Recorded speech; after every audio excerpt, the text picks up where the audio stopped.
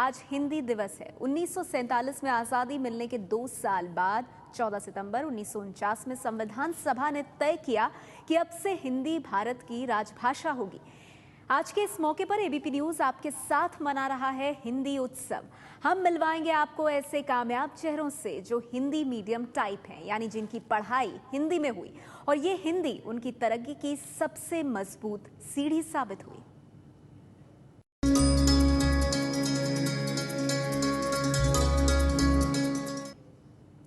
Hindi medium type कुछ ऐसे ही बुलाया जाता है हिंदी माध्यम। तो आपको मिलवाते हैं एक और हिंदी मीडियम टाइप युवा से। सिर्फ 28 साल के हैं सचान और उनकी कामयाबी की लिस्ट में आईआईटी भी है, आईआईएम की डिग्रियां भी हैं और हिंदी में लिखा गया उपन्यास नमक स्वादानुसार भी। लिस्ट अभी खत्म नहीं हुई है।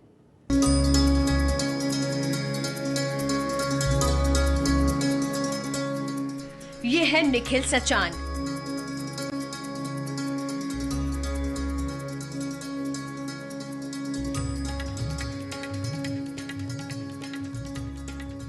गुड़गांव में रहने वाले निखिल ने इसी हफ्ते मल्टीनेशनल सॉफ्टवेयर कंपनी आईबीएम छोड़कर केपीएमजी में बतौर स्ट्रैटेजिक कंसल्टेंट दूसरी नौकरी शुरू की है।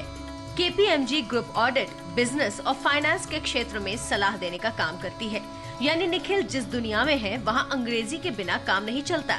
लेकिन हिंदी माध्यम से पढ़ाई करने के बावजूद निखिल यहाँ तक आ पहुँचे हैं। मैं आईबीएम में कंसल्टेंट था और फिलहाल मैंने अभी आईबीएम छोड़ा हुआ, 1 हफ्ता ही हुआ है मुझे आईबीएम छोड़े हुए, और कल मैं केपीएमजी ज्वाइन कर लूँगा। केपीएमजी में भी मेरा प्रोफाइल एक कंसल्टेंट का ही होगा। देश में है वहाँ पर हर कोई चाहता है कि उसका बेटा आईआईटी पहुँच जाए, आईआईटी पहुँचता है तो वो चाहते हैं आईआईएम पहुँच जाए। तो वो दोनों चीज़ें जा चुका हूँ, उन दोनों चीज़ों में पढ़ चुका हूँ। एक अच्छी नौकरी कर रहा हूँ, इस लिहाज से कहूँगा कि हाँ कामयाब हूँ।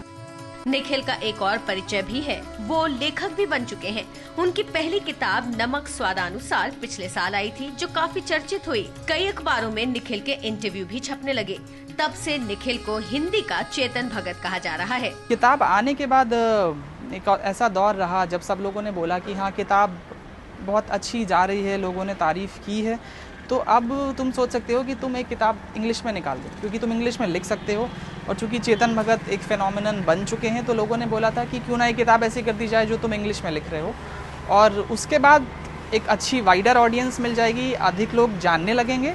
उसके बाद तुम वापस से हिंदी में लिखना शुरू कर देना। भाषा पर समझौता करने की कोशिश करते हैं तो वो पहला समझौता होता है जब आप करते हैं। फिर आप धीरे धीरे और समझौते करने शुरू हो जाते हैं, एक वाइडर ऑडियंस के लिए या फिर एक बड़ी रॉयल्टी के लिए। फिर आप वैसे समझौते करते जाते हैं। तो मैंने यही सोचा था कि नहीं, मैं हिंदी में ही लिखूंगा। निखिल को ये जिद उन्हें कानपुर में 12वीं तक हिंदी माध्यम के पंडित दीनदयाल विद्यालय से मिली। इससे पहले वो कानपुर से 60 किलोमीटर दूर एक छोटे से कस्बे में पढ़ाई कर रहे थे। पंडित ओमशंकर त्रिपाठी थे जो हमारे स्कूल के प्रिंसिपल थे, उन्होंने ही मुझे हिंदी पढ़ाई है। और सारी तालीम अगर मैं कायदे से बोलूँ तो सब कुछ दिमाग में उन्होंने बिठाया, क्योंकि हमें हिंदी इतने तरीके से पढ़ाई जाती थी कि पीर के दोहे पर या तुलसी की एक छोटी सी चौपाई पर 2-2, 3-3 क्लासें निकल जाती थी। तो तालीम तो उस हद तक अच्छी हुई है। निखिल के मुताबिक उन्हें अंग्रेजी का दबदबा बचपन से ही महसूस होने लगा था। हमारे बाकी सारे दोस्त जो इंग्लिश मीडियम में या कॉन्वेंट में पढ़ते थे, और वो हमें आकर ये बताते थे कि उन्हें आज पनिशमेंट मिला या 100 रुपये का फ़ाइन लग गया क्योंकि उन्होंने एक शब्द हिंदी का बोल दिया, पूरी बात अंग्रेज़ी में नहीं कही सारे दिन। तो हमें बहुत अजीब लगता था कि इंग्लिश में बोलना और उसके बीच एक हिंदी का शब्द आना, पनिशमेंट कैसे हो सकता है। निखिल के इंजीनियर पिता भी चाहते थे कि निखिल अंग्रेजी माध्यम में पढ़े, लेकिन निखिल को हिंदी से प्यार हो चुका था। तो इस सब के बीच जब हमारे फादर ये कहते थे कि क्या तुम्हें भी इंग्लिश मीडियम में हम डाल दें क्या, क्योंकि आगे चल के सारी पढ़ाई इंग्लिश में ही होनी है।